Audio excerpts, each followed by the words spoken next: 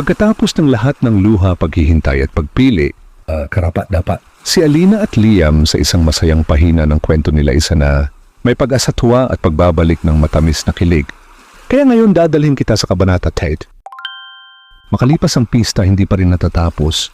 Ang ngiti ni Alina parang may bagong araw na sumikat sa puso niya at sa wakas, hindi na siya nag-iisa sa paghaharap dito sa baybayin. Ang San Isidro muling nagtatahi, si Alina ng banig. Pero ngayon kasama si Liam na kaupo ito sa gilid, pilit na pinag-aaralan ng paghahabi. Huwag mong masyadong higpitan, turo ni Alina habang pinipigilan ng tawa. Hindi ito operasyon, Liam, pasensya na. Sanay akong magsali ng dugo, hindi ng banig. Sagot ni Liam habang halos mabuhol-buhol na ang hibla. Pareho silang tumawa, isang tawa na walang sakit, walang pag-aalinlangan, tanging kaligayahan sa pagpapakilala muli, kinagabihan.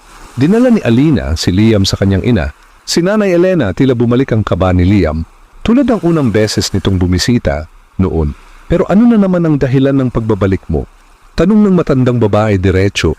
Hindi natigilan, si Liam tumingin siya ng diretso para panindigan ang iniwan kong puso at kung papayagan niyo po, para ipagpatuloy ang pangarap na magsimula ng pamilya dito, kung saan nagsimula ang lahat.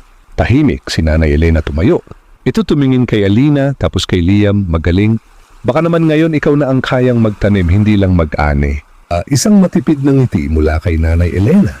Isang palatandaan ng pagtanggap, engkwentro ng alaala. Sa mga susunod na araw, sabay na silang tumulong sa mga gawain sa baryo. Si Liam nagtuturo ng basic first aid sa mga kabataan. Si Alina nag-oorganisa ng banning making workshop para sa mga nanay.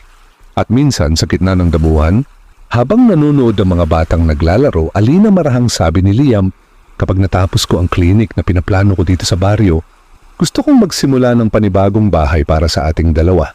Napahawak si Alina sa dibdib niya, hindi dahil sa kaba, kundi sa tahimik na kaligayahan. Hindi na tayo mga batang nangangarap lang. Sagot niya, ngayon tayo na ang gumagawa ng realidad.